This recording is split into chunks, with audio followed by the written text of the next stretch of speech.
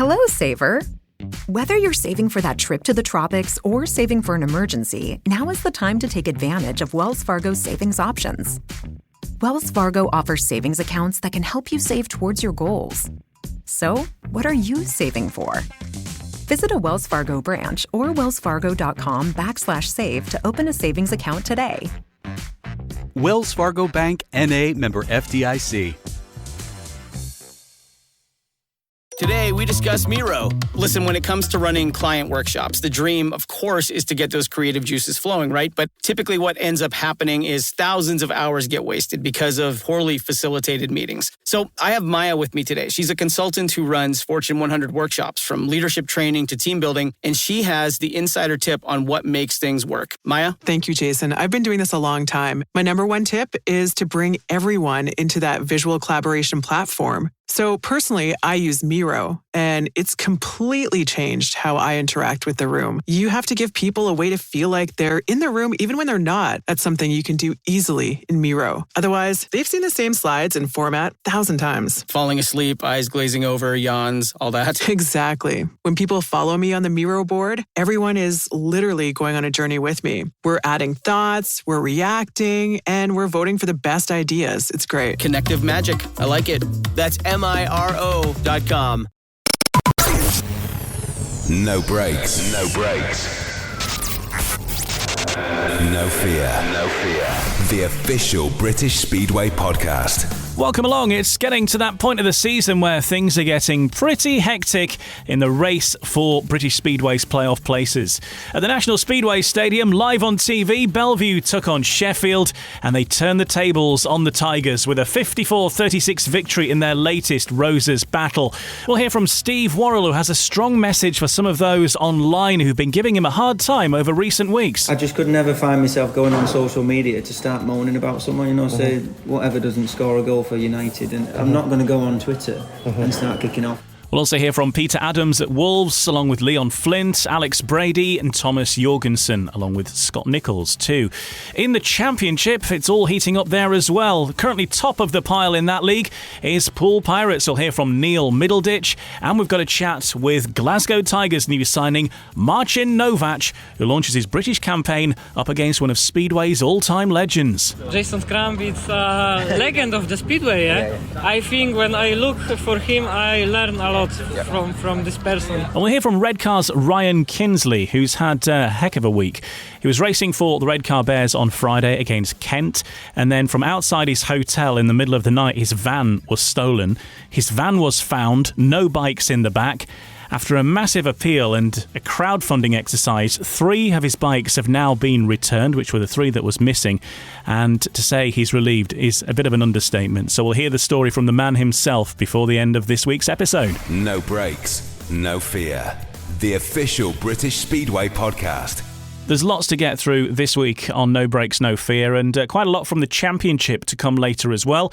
We'll hear from Lewis Kerr and Michael Palm-Toft of Redcar. We'll hear from Neil Middleditch at Poole. And we'll also hear from Eric Riss and Sam Masters, who had an unfortunate incident in Heat 15 of Edinburgh versus Birmingham last week, where they both tangled. One got excluded, but a surprising agreement between the 2 riders. You'll hear about that a little bit later on. First of all, though, let's go to the National Speedway Stadium, where that was the scene for the televised action on Monday night in Speedway's Premiership. And Bellevue returned to form and turned the tables on Sheffield with a 54-36 victory in the latest Roses battle in Manchester. Huge victory on the cards for their home team. Just what they needed.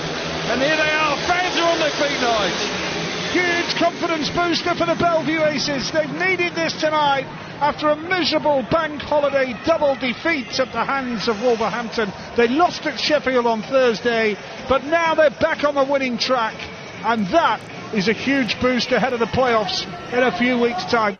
The scores were close at the halfway stage with only 2 points between the sides, but the Aces were much the stronger side in the closing part of the meeting. Dan Bewley led the way with a paid maximum on 14+1, and skipper Steve Worrall put his bank holiday problems behind him with 12. British champion Adam Ellis scored 11 for the Tigers, who are in no mood to celebrate despite Kings Lynn's defeat at Wolverhampton, securing the Ollerton side's place in the playoffs. Speaking after the meeting, Steve Worrall spoke with Phil Lanning, and he's urging some of the online keyboard warriors to put as much effort into supporting riders as they do when criticising them. A really classy night for you at the National Speedway Stadium. Is there an element of joy or relief, maybe? A bit of both, to be honest. Form round here recently hasn't been great. I seem to be able to score the points everywhere else, and for whatever reason, I was struggling here. And I think Bank Holiday Monday, without knowing, I've had a small issue all year, and Bank Holiday Monday kind of exposed that dramatically to me with doing 2 meetings in one day. It's hard work on man and machine, and that kind of pointed out the issue to me. And when we got back and looked into it and found the reason why, it's clear as day. And obviously ever since then, maximum at Poole on Wednesday, maximum at Leicester, and then again another solid night tonight. So it kind of cements in my mind that what we found is an actual without knowing, it's probably affected my scores all year. And you can get away with it on the small tracks, but when you come to the big tracks like this, where one, you can't hide, and two, you're asking a lot more of your bike. Again, that problem is made magnified. Yeah. Speedway social media is quite ruthless. People expect results continually, and I think that's there's been a lot said around this track and this club, but you've probably silenced a lot of people tonight because you've taken a lot of stick, probably unfairly, and people have got very short memories. How difficult is that for you psychologically when we come to the business end of the season to be getting that sort of, I don't know if you read it or not, but if it's very hard to avoid because your family members might see it or whatever. Is that something part of the sport now with cycling got to be so hard and so strong not to listen to it and to actually go and perform like you did tonight? It's difficult because on one hand I can get the fans' frustration because when they see you scoring big points for Poole and then you come to Bellevue and struggle, I do get it. But on the other hand, like me, I just could never find myself going on social media to start moaning about someone, say whatever doesn't score a goal for United, and I'm not going to go on Twitter and start kicking off. And yes, I'm entitled to my opinion if I've paid to go to the match, whatever. But still, it doesn't give me the right to go on social media and start calling him an idiot or whatever. Is it counterproductive? Because at the end of the day, you're still a Bellevue rider and you need to perform. It is, and because it builds resent, especially when you go into other places and you get so much support, and then you have to come back to that place where, you feel all that negativity, and it builds resent, and it kind of. It does affect your racing. You come into the meeting with a lot more pressure on your shoulders. Is this track really brutal and ruthless? Because there is no, as you said, there's no hiding place, and it's very hard to have any sort of home track advantage. At Poole, you've got a home track advantage, and at Newcastle, where you've been before, and other tracks, you can get yourself dialed. Here, everyone loves it, and it's all about horsepower. That's it. You can't hide here, and if you're, it shows it with that little issue I've had all year. You can get away with it at Poole, you can get away with it at, like you say, the smaller tracks, but when you come here, there's no hiding places. It's it's a. But hey, you didn't need to hide tonight. No, I didn't, and that's a big positive, and and it's a big weight lifted for me, and because I know I'm capable of it, and I guess that's what frustrates the Bellevue fans. They know I'm capable of it as well, and But there's only one way to keep everyone smiling. Including yourself, and you've got to go out and do that, and do it. Like I'm really happy it's happened tonight, because things have come out recently where whatever with the social media saga, but And if I'd have come here tonight and not really backed it all up, then I guess I'd have looked a bit daft. But just like, it says a lot about you, that you've come here tonight, strength of mind, resilience, and you've done it, so you can now kick on for the rest of the season. Yeah, that's it. And I think personally, I needed it, but from a team point of view, we needed it as well, because we needed to rebuild that faith with the fans and fill them with that little bit of confidence that we have got a chance, we can do it. It's funny because Tom Brennan has a similar situation. He's done well tonight as well, when he was felt under pressure, and you're both the biggest critics of yourself more than anyone else, and so it gives the whole place a bit of belief going into the playoffs, no doubt. It's easy to, as a fan, it's easy to look at it, when your team's losing and saying, we've got no chance, we're not going to win, this isn't our year. But when you look at our team as 7 individuals, based on form, we're all riding brilliantly. And if we all put it together, we can match or beat any of the other teams that are going into the playoffs. So, bit of support, pat on the back, a good cheer, and it all helps, and no negativity. And everyone goes unhappy. That's it, yeah. Good stuff. Well, listen, great to see you do so well tonight. Thanks for your time, Steve. Thank you. That's Phil Lanning speaking with Steve Worrall after that meeting against the Sheffield Tigers. Steve Worrall putting those bank holiday problems behind him with a solid 12 on the night. Wolverhampton took another step towards clinching top spot in the Premiership with a convincing 54-36 win over Kings Lynn. It means Wolves could complete a clean sweep of home wins when they conclude their regular schedule against Peterborough next Monday, the only team who could deny them league leadership and the right to pick their playoff semi-final opponents. Sam Masters raced to a 12-point maximum for the home side, with Ryan Douglas adding 11. Thomas Jorgensen scored 11 for the Stars, but they suffered a major blow when Richard Lawson suffered a suspected broken collarbone in Heat 5. We'll hear from Alex Brady for the Kings Lynn Stars soon, but first here's Wolves team manager Peter Adams on a terrific evening for the Wolfpack. Well, Wolverhampton team boss Peter Adams, obviously it's been a tough old season for Kings Lynn, so a case of job done for Wolverhampton in the end tonight.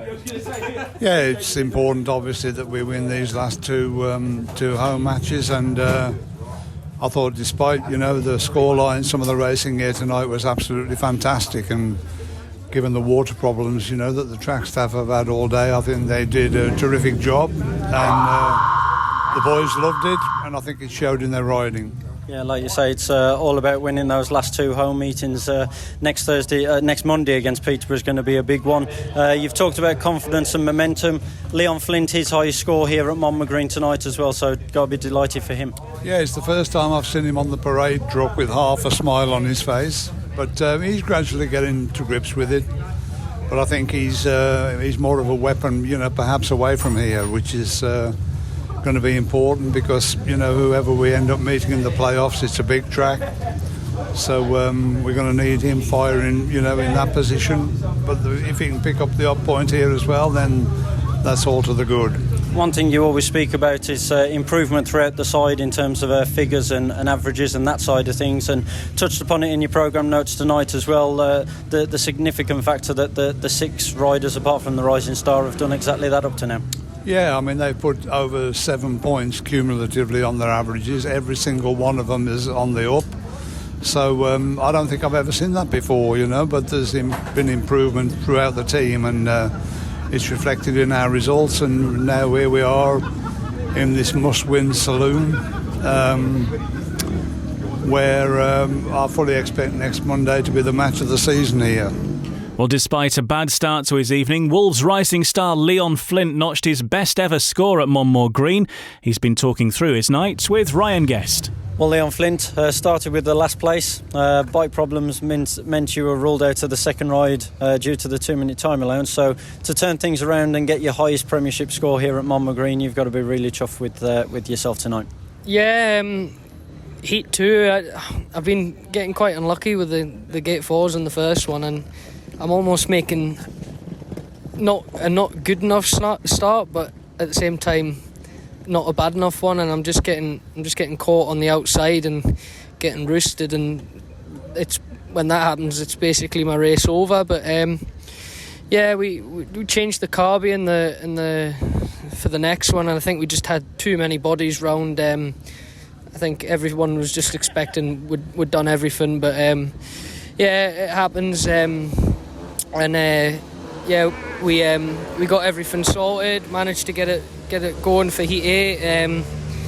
Made a terrible start on my next one, but thankfully Peter gave me Heat 14 as well to prove myself, and I did. But it's my biggest thing for here is just trying to ride this inside line. I've been brought up on Berwick's big fast track with all that banking, etc. And it's just finding my feet here. But yeah, starting to ride it a bit better, just in time for the important stuff.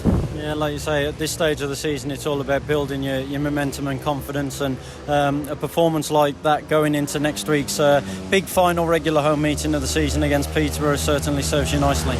Yeah, that's going to be a big one for us. Half, feeling good with the setup that I found. But yeah, I'm going to be going into it full gas. And I'm sure the other lads are going to be all revved up for it. But I think that'll decide, kind of show us how far we are off, because that could potentially be the final. But yeah, we'll be going in strong and looking for a good result. Yeah. How much have the Wolverhampton fans helped as well? Because even on those nights where you've only scored 1 point or failed to score, even on parade, they've always been right behind you, cheering and spurring you on, haven't they? I've never. I mean, I love everything at Berwick, etc. But I've never felt I don't even want to say like the backing, and just more would say like the love from everyone. Just how much they're getting behind me. It makes them wins and paid wins and good results even more special, because I don't like right now. I don't feel like I'm doing it for me. I feel like I'm doing it for them, and they can see that I am trying my hardest, and I think that's all I can do, and the results are starting to show. I've been all right away from home, but this is where it matters, and it was just good to end off tonight with a half-decent result. Yeah, and just very finally, what's it like riding with a team with this much confidence, self-belief and quality as well? That's got to be helping yourself. Yeah, it's great. The whole atmosphere we've got's amazing, and all the boys are getting on with each other. We're having good crack, and we're very determined to bring another title to Monmouth Green. There's Leon Flint speaking with Ryan Guest. For Kings Lynn, then, another tough night, and they now prepare for their final home meeting of the season this Thursday against Sheffield. Here's the thoughts of the Stars team boss, Alex Brady, who's speaking with Ryan Guest. Well, Kings Lynn team manager Alex Brady, a 54-36 defeat at Wolverhampton doesn't necessarily reflect the side's battling efforts here tonight. No, it's not a fair reflection on the efforts. Everyone dug deep. Obviously, losing Rich in his second ride in Heat 5 was really, really tough, and obviously trying to plug the gaps with IRR is particularly hard, and tax subs and all those things. It's difficult to manage and juggle, but the boys, they gave it everything. Particularly Lewis, Thomas and Eric, and proud of the efforts, and it's no disgrace coming here losing by that scoreline, especially without a number one. So without your number one, and it was in that spell where Wolves got 4-5-1s in the space of 5 races that really saw them take control of this one. Yeah, it changed the night. They were going well before that anyway, but it changed the night for us, and it was a bit of a down and dumps. Had to pick everybody up, and we dug in, we did everything we could, and we come away with a battling performance. Obviously, as you say, the scoreline doesn't fully reflect that, but proud of the efforts tonight. Obviously, you're only a couple of months into your speedway management now. You've mentioned how injury rider replacement kicked in, that along with trying to juggle the reserve switches along the way. Was that probably the most difficult night as team manager so far, perhaps? Yeah, it's been a busy day at work as well, so my brain is really hurting at the moment. But it was difficult to juggle it all in, fit it all in, and make sure bikes and man and machine could do it.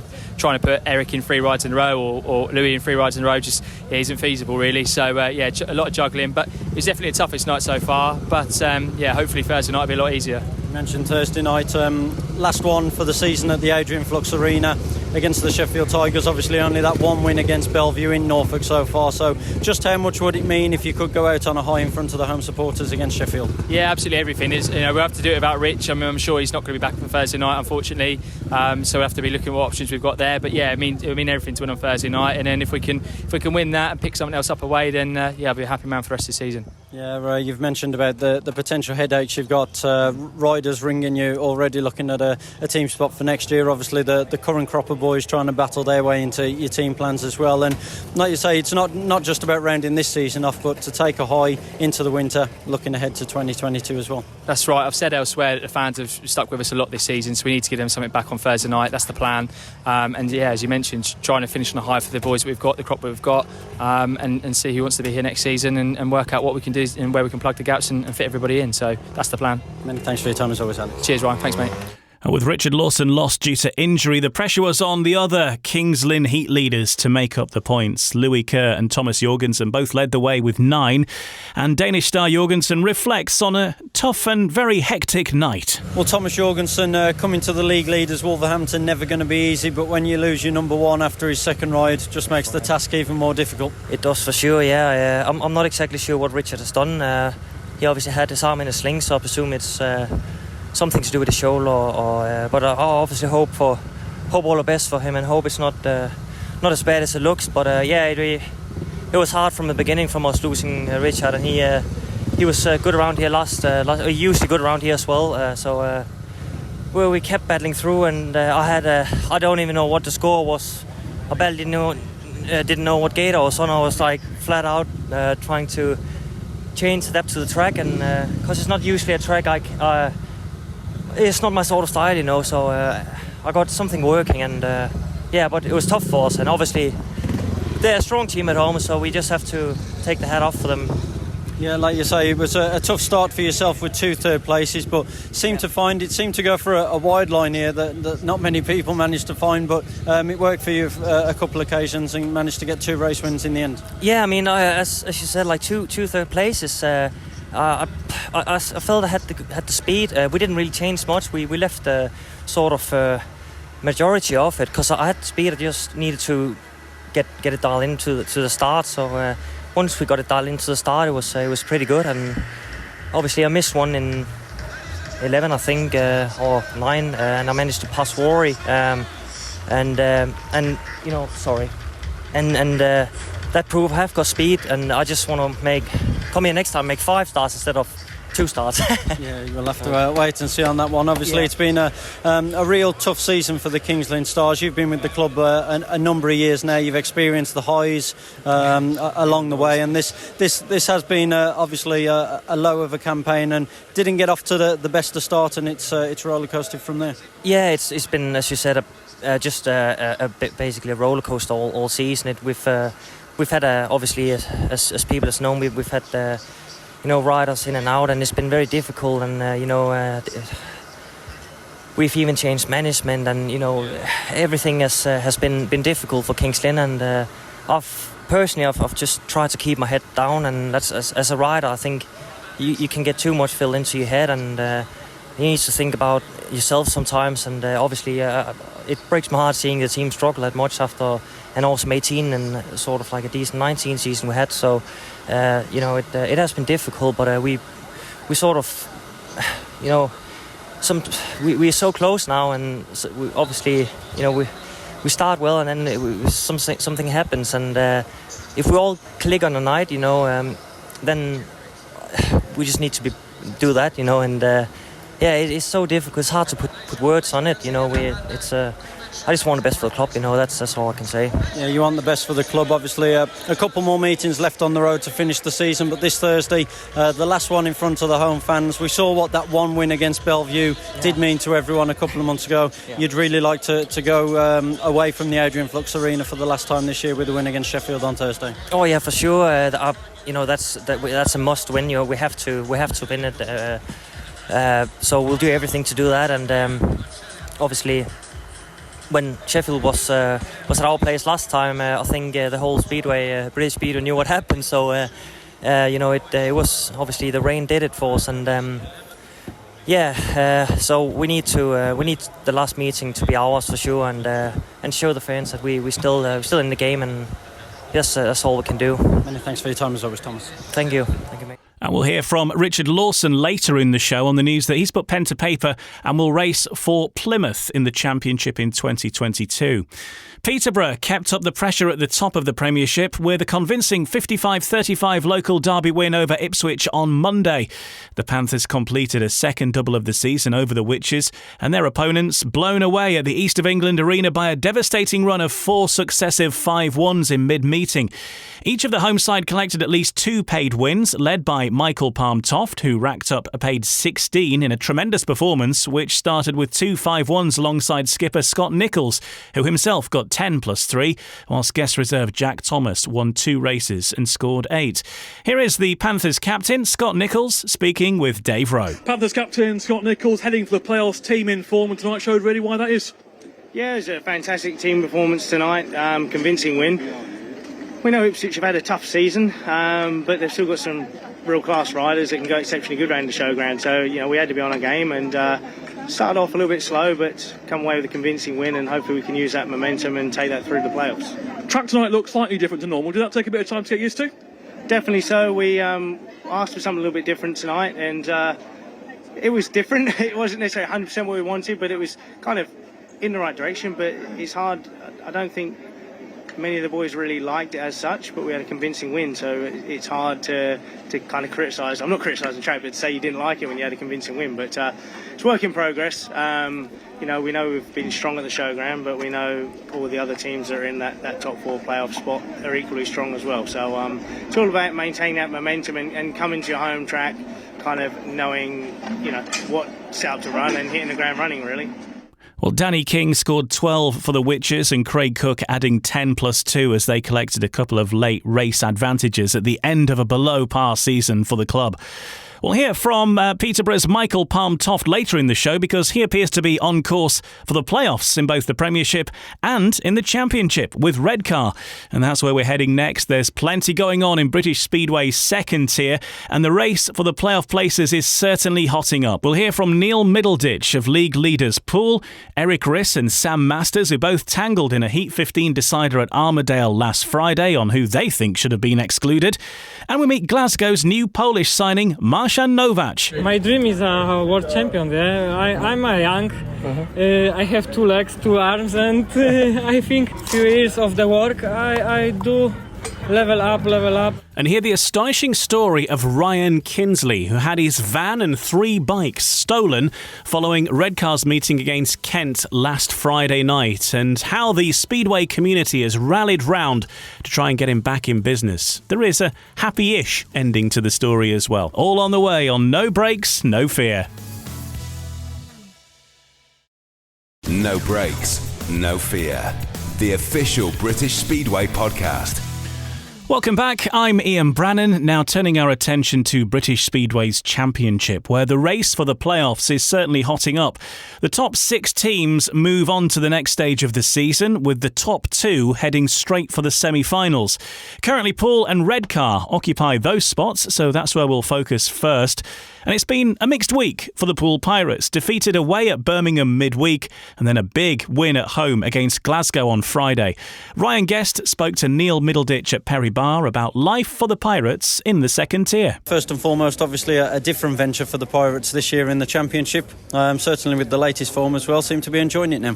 Yeah, very much so. I mean, I think people know that I wasn't the first advocate of going down the league, but I've got to say I'm really enjoying it.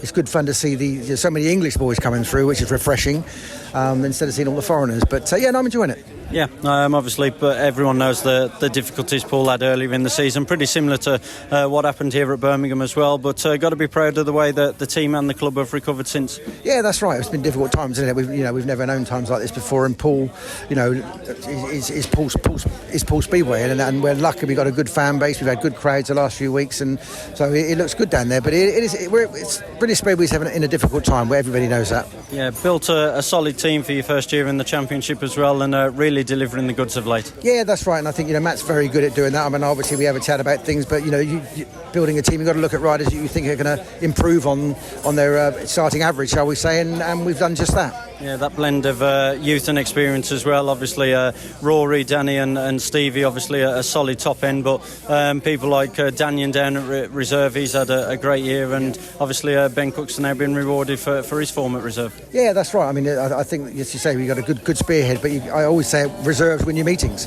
and Danion's been nothing short of a revelation, really. I mean, I knew very little about Danion before this season, and what I've seen from him has been brilliant. I mean, his attitude is, he's old school, reminds me of, me when I started. He's enjoying his racing. All right, he's disappointed when he runs the last, but he doesn't let it get him down. He just moves on, and it's refreshing to see. Yeah, here at Perry Bar tonight, obviously a comfortable win on Sunday at home over the Brummies, but they have got a good run going themselves here at Perry Bar. Yeah, that's right. I mean, I always say to the boys, we never underestimate anybody. You don't win a meeting on paper, and when you're out on the track, things could be certainly different.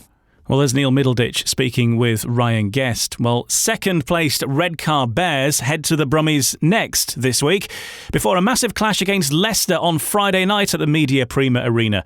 Michael Palm-Toft has proved to be a vital part of the Bears' charge this season, hitting double figures more often than not.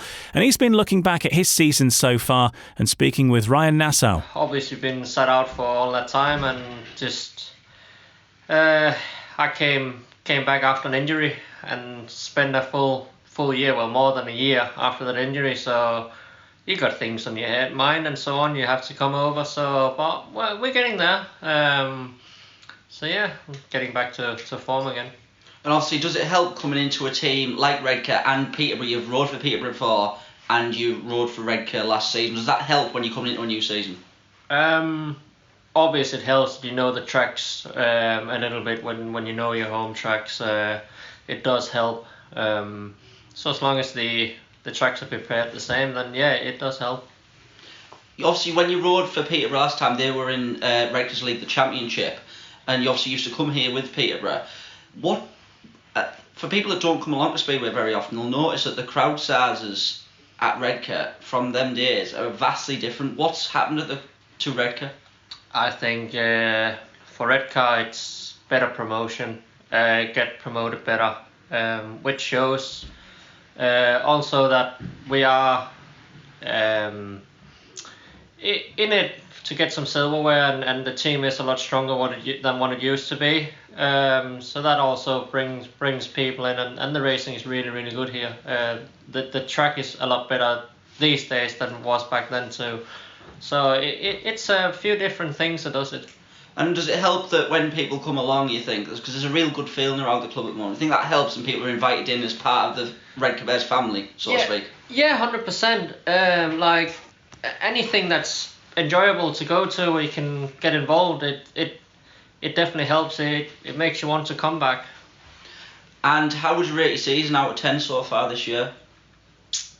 I'm not good at rating things, so I'll probably go a bit low and say a 7. But everything can improve. It doesn't matter how good you do. There's always something you can improve on, and we're definitely getting there. I'm still learning. I'm still learning a few things and still trying to get faster and so on. So yeah, a solid 7, I would say.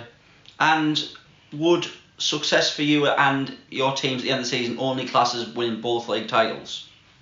Well, success is 100% that we get the silverware and that we won, and that's being on top. So 100%, like you want to win something. You've done all the hard graft and so on, so you want to win. And last one, Redcar, can we still finish in the top 2? To be fair, I'm not really fussed whether we finish in the top 2 or not. As long as we're in the playoffs. When you're in the playoffs, it's everybody's game. Last Friday saw a very closely contested match between Redcar and the Kent Kings. Scott Nicholls and Troy Batchelor led the scoring with 11 each, and both teams keeping within a few points until a Heat 13 5-1 for the Bears opened up a gap, and Charles Wright and Michael Palm-Toft got the better of Troy Batchelor and Scott Nicholls. On his second appearance for his new home side, Lewis Kerr bagged 12 points and feels he's getting to grips with his new home circuit. Used a different engine tonight and making some good gates, and we were fast as well, so well pleased. Real team effort, because we know Ryan didn't score any, but he was definitely in the mix and should have got 5-1 in Heat 2 with Jordan. Yeah, 100%. Like I said, he got pulled back for that, I think. But like I say, he's trying. He had some bite problems, and he's trying all sorts of things. But like I say, it was a good team performance. Everyone mucked in, and I'm really enjoying it. And playoffs coming up, are Redcar starting to fire at the right time? Yeah, I'd like to think so. I think we've got a strong team, strong top four, and Jordan at reserve's flying. So yeah, we can beat anyone, that's for sure. And you've professed your love for this track before. Does it help when you sign for a new team? Because I'm sure you had lots of offers that you come into a track where you know you really like and you can really have a go at it. Yeah, I mean, there was a few offers when Eastbourne closed, and I didn't want to go anywhere else but here. So I love the track. I only heard good things about the club and the promotion, and it was a no-brainer for me. There's Lewis Kerr, or as he's known around the Media Primo arena, the Kerminator. I was doing some commentary for the new Bears TV channel, which has just started, and you can watch coverage of that Kent match actually if you want to buy the little rerun stream that they're doing right now on the Redcar Bears website. But after the meeting, Redcar reserve Ryan Kinsley had his van stolen from outside his hotel containing 3 bikes and all of his equipment. His plight was shared far and wide by thousands of people, and on Monday he was reunited with his bikes. We'll hear from Ryan Kinsley about the situation in a little while. Meanwhile, Glasgow welcome a new signing to the Tigers lineup this week. Young prospect Marcin Novac comes into the side with his first taste of British racing, set for this Friday against Plymouth, and he'll get to race against one of his heroes. Phil Lanning has been speaking to the new Tiger. First of all, your first impressions of Glasgow and being here, how does it feel to be here finally? I feel very good, to show my rights to the fans in the British League. In the Poland we end of the season because we not go to the playoffs, and in Poland I have maybe 2 open meetings only, and here on the British League is more meetings, and thanks to Peter from the club to give me a chance to show. What do you know about the Championship in the UK? I mean, have you seen much of it? Have you managed to watch any of it before? I watch only on the YouTube. I don't know too much about this league, but English league is very good to learn of speedway, because this track is a little difficult like Poland, and I need this. Okay. I've spoken to Brady Kurtz and Luke Becker about you and your team in Łódź, and they speak very highly of you. Have you asked their advice, or who was it who spoke to in Poland? Was it Musalak you spoke to as well about coming here? Yeah. Everyone, when I talk about the Glasgow Speedway, everybody tell me this is good decision, this is good club, and I know this is it. Okay. What is your ambition in Speedway, Marcin? What do you want to be? I mean, we have a Polish world champion at the minute. Okay. Where do you want to be? I mean, do you think that you coming to the UK is important for your progression, for your career? Exactly. This is the progress of my career. My dream is a world champion. I'm young.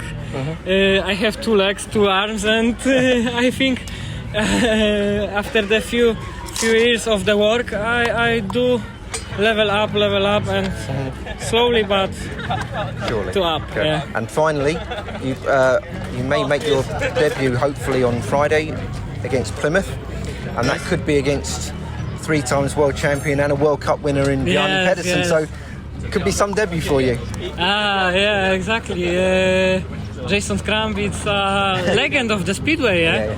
And I think when I look for him, I learn a lot from this person. Good stuff. Well, listen, welcome to Glasgow, and wish you all the best in your debut. Very thank you. Cheers. Sounds like a nice guy, doesn't he? That's Marcin Novac, who's going to be lining up for the Glasgow Tigers, hopefully against Plymouth on Friday. It'll be interesting to see how he gets on his speedway education, but he's certainly got his sights set high. Birmingham are now firmly in the Championship playoff equation after a dramatic 45-all draw at Edinburgh. The match reached a controversial conclusion with the Brummies' Eric Riss disqualified from Heat 15 after Sam Masters fell on the first bend. The Monarchs had scored a 5-1 won in Heat 14 to give them a chance of a win, but Chris Harris split Masters and Josh Pickering in the rerun to draw the meeting. Now, it's rare for opposing managers to agree on anything, but Brummies manager Lawrence Rodgers said, to put it simply, "We were robbed." Eric was thrown out of Heat 15 when people I spoke to, Edinburgh fans and indeed another referee in attendance, said it should have been all four back. The Monarchs boss Alex Harkness said, "I'm not complaining about the decision to exclude Eric Riss in the last heat, but I expected all four back. If we'd got the decision like that against us, I'd be fizzing mad." So, what about the riders in question then? Well, let's hear from them directly. First of all, the thoughts of the man excluded, Eric Riss. It was close before Heat 15, right? They closed enough, but then in Heat 15, first corner incident, I think it should have been all four back. But what can you do? It's not in your hands. Yeah, I was going to ask you about that Heat 15. Obviously, it was a big turning point with the form you'd been showing at your old track earlier in the night as well. I know team boss Lawrence Rodgers certainly made his feelings known, describing it as a robbery. Just explain exactly what happened in those opening couple of turns. Well, I was off gate 3, and it was 3 guys going into the first corner, me and the 2 opponents. We were going into the first corner. We were all going for the dirt because that was the only line, and Edinburgh is quite a tight track anyway. And I took off Masters. I did, but it was a first corner incident, and I couldn't go anywhere else. So I don't think it was the right decision. I think there was quite a few people that thought that way. I only know one person that thought different. But yeah. It is what it is. At the end of the day, there's a referee for a reason. He makes the decisions. You got to accept it, even if it's hard to accept it. Yeah, a lot of positives the team can take, though, from such a strong performance overall. And obviously going back there this Friday for the first leg of the Knockout Cup quarter-final. Yeah, definitely. I think, Edinburgh is quite a tough place to go to. And we done quite well last Friday, and we know what the track's like. It's hopefully going to be quite similar. And, we all... dialed in our bikes last Friday, so we got somewhere to, start with next Friday. So that was Eric Riss, and you would imagine that a rider who's been excluded would probably think that he shouldn't have been excluded. What about the thoughts of Sam Masters? He was the rider that was unseated. Everybody, it seemed, thought it was a first Ben bunching incident, apart from the referee. It was just a hard first corner, and unfortunately he was on the wrong end of the call, really, and which I've been on before, but I don't think he should have been excluded, but I'll take it. Yeah, you'll take it. So did Edinburgh. It certainly helped the cause to get that draw in the end. Obviously, a tough one with the team. Richie Worrall out for injury. Nathan Greaves deciding to retire from the sport as well. But a good, solid debut from Drew Kemp. Yeah, we're struggling without Richie. He's so good at home. He's actually pretty good everywhere, pretty consistent, and we're struggling without him for sure. And Drew started to find his feet around Edinburgh, and let's hope like Anders does too. So, and Nathan was doing really good for us at the start of the year. He had a bit of a smash, and his confidence has dropped a bit. So, I think he's had enough, obviously, and it's made it tough on us with that call he's made. But this is what we've got to work with at the minute, Speedway, and see what happens. Yeah, everybody knows how much Edinburgh loves silverware. The Knockout Cup is one of those, and Birmingham back there this Friday, so you know what you're going to be facing. Yeah, we need to try and have a better meeting this Friday, give us a bit of a lead, hopefully, and to go to Perry Bar. So, time to step it up, really, but we can do it. I've still got all the faith in the world with the team, and the club want to win, obviously, and so do we. And that's the start of a busy weekend as well. Lots of travelling, plenty of time on track as well. Yeah, that's right. We've got Leicester, that'll be a tough one as well. Obviously Edinburgh and Newcastle on the Sunday, so hopefully we get enough points from them. Well, Newcastle and Leicester anyway for the league, and Birmingham we can get a good lead before the second leg. And thanks for speaking to us as always, Sam. Cheers, mate. Well, the good thing about Speedway is you don't have to wait long to get your revenge, and Edinburgh versus Birmingham is rerun all over again in the Knockout Cup this Friday at 7:30 at Armadale. A team that have been celebrating their 90th anniversary this week are Plymouth, who put on a special meeting on Tuesday night, and of course they've been very busy this week as well because they've got matches against Poole and a South Coast derby on Wednesday, and then they're of course on the road as well, racing against Glasgow Tigers on Friday, and they've confirmed the signing of a rider for 2022 already. He is currently injured, unfortunately, but should be back ready for 2022. Richard Lawson has been speaking with Ryan Guest about that move. So yeah, last Tuesday made your Plymouth home debut, and now officially a Plymouth rider for 2022. So how did that come about? Once the Eastbourne situation had kind of sorted itself out, me and Mark spoke, and kind of straight away done a deal for the remainder of the season and for next year. So it was nice to get that, tied up early, and I've always liked Plymouth, the track and everything around the stadium and stuff. It's really cool. So nice to get it done nice and early. Obviously it's the first season under this promotion and management at championship level as well. We mentioned how you've had one experience there. What was it like? Yeah, really good. Good reception from the fans, and the tracks, it's a little track, but it's really fun to ride, and I think because it's small you get a nice atmosphere there, and just good vibe. Gary May's there, get along with Gary really well, and from my Somerset days, so he was a big factor in going there. Wanted to work with him again, and hopefully we can put a good team together and have a good season. Yeah, it's not just Gary May's experience, it's also that winning mentality that attracted you, I guess. Yeah, exactly. He's got a few trophies in his cabinet, so he wants to continue that, and as do I. Want to get in them. I think first and foremost everyone wants to get into that playoffs, but we'd love to bring some trophies back to Plymouth. I think they deserve it. Yeah, and like you say, to have it up tied up so early, no one really knows the format of the leagues or anything, so it is a gamble in one way, but after everything you've been through the last couple of years, the whole Sheffield situation the year before, being left without a Premiership team spot, then the Eastbourne thing, it must be a massive weight off your shoulders. Yeah, like you said, you just never know what's around the corner, so it was really good to get that security and just get things tied up nice and early, and I can just enjoy the off season and get ready. All the very best to Richard Lawson there, talking about Plymouth, but shortly after that interview he was injured while riding for Kings Lynn against Wolves on Monday night with a suspected broken collarbone, so get well soon to Richard Lawson. On the way we're going to hear the story of Ryan Kinsley, who recently signed for the Redcar Bears. He was racing against the Kent Kings and staying over in the Teesside area because the next day Kent were due to be racing at Berwick, and in the middle of the night his van was stolen, and it's quite a saga really what happened from them. He's been reunited with his bikes since, but hear the full story from Ryan himself in the next part of No Brakes, No Fear, the official British Speedway podcast. No Brakes, No Fear, the official British Speedway podcast. Welcome along, great to have you with us. I'm Ian Brannan, and right now for, quite frankly, a bizarre but a hell of a story, really, involving Ryan Kinsley, the Redcar reserve, who only signed for the Bears a couple of weeks ago. He was racing at the Media Prima Arena last Friday night against the Kent Kings. The meeting passed off, as most meetings do, and afterwards he went back with all his equipment and his van back to a hotel to stay over because the Kent Kings on the Saturday were racing at Berwick, so you've got to have a sleep sometime. Now, his van contained his 3 bikes, all of his equipment. He looked out of the window and he actually saw his van being stolen.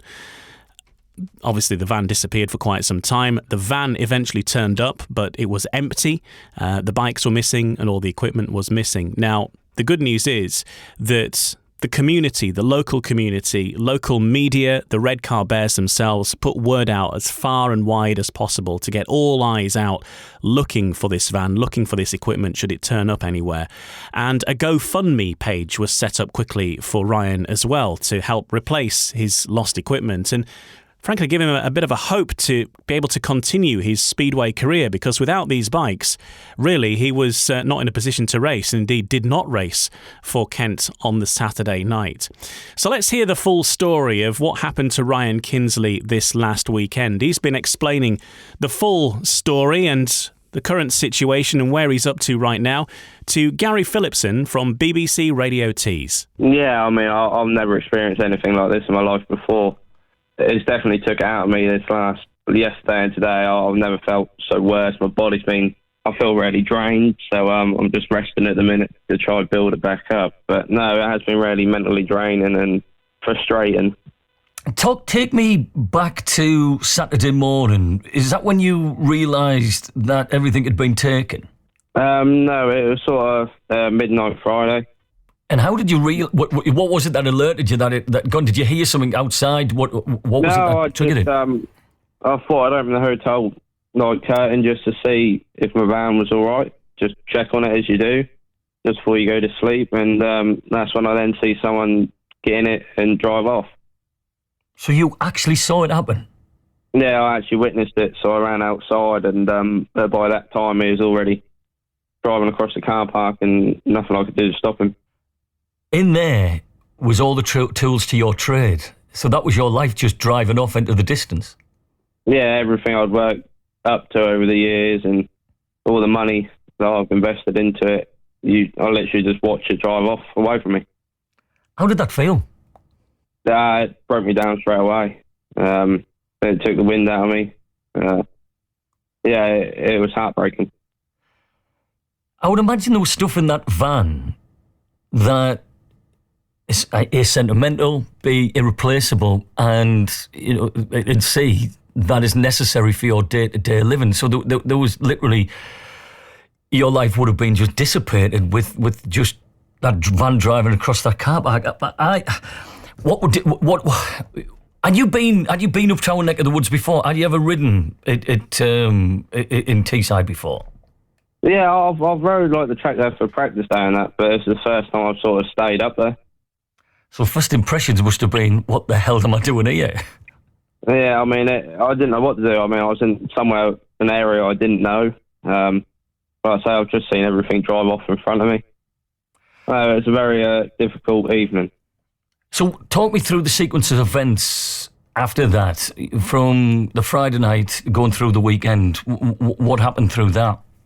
Yeah, so the Friday night, there was my insurance managed to sort me out a taxi to get me back home. So I got home at 6 Saturday morning.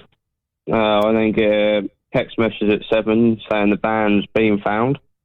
But unfortunately, there was nothing inside the back of the van.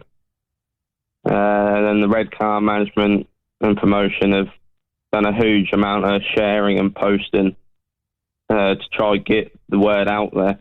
And the public and everyone has been so overwhelming to see how many people have shared and donated and spreaded the word out there. That must have really heartened you, because I say your first experience, Ryan, of coming to Teesside was having your gear nicked. But we're not all bad. There is a lot of good up here, and that must have heartened you a little bit to our part of the world. Yeah, I mean, you hear of it now and again happening all the way around the world. Like, now and again, you might hear of it. You never expect it to happen to yourself, ever. And I don't wish this on anyone. I hope no one else ever has to go through this. You've got the bikes back, because there was 3 bikes, wasn't there? If I'm right in thinking. Yeah. All 3 bikes have been recovered now. All the other gear is still missing, but I'll have to just reinvest in that and buy new stuff. That's terrible. It genuinely is destroying. What can people? Is there a market for second-hand used speedway stuff? This stuff would be easily detectable to other speedway people. Yeah, that's what I mean. The only people you can sell the stuff to is people in the speedway community. They're pretty useless to anyone else because you've got to be able to ride them. They've got to be on a specific track. And, yeah, they would be a hard item to sell. Obviously, they must have been able to get rid of the toolbox and bits and bobs because they wasn't in the same places where the bikes were. Whether they have gone or they just hid them somewhere else, I do not know.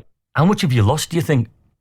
I've lost the toolbox, 2 suits, all the spares for my bikes. I'm still good sort of $5,000 down, I would have thought, with gear that's missing. And that's money you can ill afford to use, because I would imagine things have been pretty tight over the last 18 months. Yeah, they have, yeah. I was lucky enough to get some good sponsors on board this year to give me better equipment and to have that take away, but obviously now it's come back. That's a huge weight off my shoulders. I haven't got a fork out for new bikes again because I wouldn't have been able to afford to buy new bikes. How much is a bike, Ryan, if I can ask? It varies to what is in your engine and that. They're all customised to me with new guards and everything.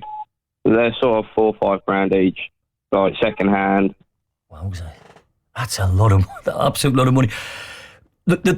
Everyone connected to Redcar Speedway have rallied round big style, and I saw a big thing on social media. Everyone pulling together.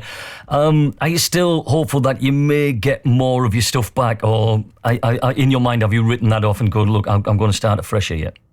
To be honest with you, I'd wrote it all off. I was in the position where I wasn't going to be able to afford anything to carry on, and I still don't know the outcome of my van or anything. I was ready to write this year off, and the bikes have been found now, and the van has been found. That's enough for me. I've written everything else off. I mean, the tools you can sell to people. My kit bag and suits are useless to anyone, so the chances are they've probably been burnt or chucked in a bin. What a waste. It's just a waste, isn't it? Yeah, I mean, there's a lot of stuff that's useless to a lot of people, so the main thing is the bikes, and they're the most expensive bits, so to get them back is more than I could ask. Now, I know the promoters at Redcar Speed set up a GoFundMe, and the local public, Speedway fans around Teesside have really come to the fore, and will there be enough in there to replace the stuff that you've lost so that you're not out of pocket? Because you shouldn't be out of pocket out of this. No, I mean, it's definitely going to be a huge help. It should be enough sort of to cover the expenses. Obviously, I don't know what's going on with my van. That may get written off. I have no idea what that's still going through everything. Obviously, if that does get written off or I don't get the payout I need, then that's going to be another expense I'm going to have to pay. But no, the amount of support and donations everyone's given me definitely will help and help me sort everything out again to keep riding. That's Ryan Kinsley speaking with Gary Phillipson from BBC Radio Tees on his plight over the last week or so, having seen his van stolen, the van recovered with no contents in, and then getting those all-important 3 Speedway bikes back. Of course, he is still down quite a bit on equipment, as he mentioned, is about £5,000 down. At the moment, there's about £3,000 or £4,000 have been raised for Ryan Kinsley on a GoFundMe. If you'd like to contribute to that, if you go to the Redcar Bears social media or website, you can get the link that you need if you'd like to chip in the hat, because whilst his bikes have been returned, there's still a lot of gear that he still needs. Or indeed, if you can help him out with any gear, tools, race suits, whatever else he needs, I'm sure he'd love to hear from you if you can help him out in any way, shape or form. But what a fantastic coming together of the Speedway community, not just the Speedway community, people from the local area really that really did have eyes out for him and trying to help him out. But all Speedway fans were sharing this far and wide and trying to get him back in business, and the amount of money that's been donated is terrific as well. All the best to Ryan Kinsley, and hopefully we'll see him back in action as soon as this week. Redcar are in action away at Birmingham on Wednesday night, and then they've got a massive meeting on Friday as they host the Leicester Lions. Looking through the fixtures in full then, on Wednesday it is Birmingham versus Redcar, Poole versus Plymouth in that South Coast derby. Thursday in the Premiership, it's Kings Lynn's final home meeting. Kings Lynn hosting Sheffield. Sheffield already guaranteed that final playoff spot in the Premiership playoffs. And then Championship action on Friday. Glasgow versus Plymouth, Redcar versus Leicester, Scunthorpe versus Poole, and Edinburgh versus Birmingham, which is in the Knockout Cup. Saturday, it's Berwick versus Glasgow and Leicester versus Edinburgh in the Championship. And also in the Championship on Sunday, we've got Newcastle versus Edinburgh, and the National Development League Mildenhall host the Leicester Lion Cubs. And then on Monday, back to Premiership action once again. Wolves versus Peterborough, which many people fancy could be a dress rehearsal for the Premiership Grand Final. We will wait and see on that one, but that is your fixture that's going to be live on Eurosport on Monday night. The other action will be at the National Speedway Stadium as Bellevue host the Kings Lynn Stars. And of course, we'll be back with another episode of No Breaks, No Fear, the official British Speedway podcast, with reaction to all of those meetings, and that will be on Tuesday at 8 o'clock. It'll be available then. And don't forget to keep up to date with everything that's going on with your favourite club on British Speedway's official website, speedwaygb.co.uk, and on our social media platforms as well for all the fixtures, results, match reaction and videos from across the British Speedway as well. We'll catch you next week. No Breaks, No Fear is a Nigel Pearson Media Limited production for British Speedway. No Breaks, No Fear, the official British Speedway podcast. This podcast is part of the Sports Social Podcast Network. Sports Social Podcast Network. Between aging and busy lifestyles, many women struggle with maintaining their physical and mental wellness. At Aquavita Concierge Healthcare Services for Women, we can help you revitalize your health and reclaim your life. We start from within by balancing your hormones, allowing your body to achieve and maintain desired weight goals. We also specialize in peptide therapies, regenerative medicine, sexual health, and aesthetics in our state-of-the-art facilities. Feel better, look better, live better at Aquavita. Visit aquavitality.com and begin your journey today.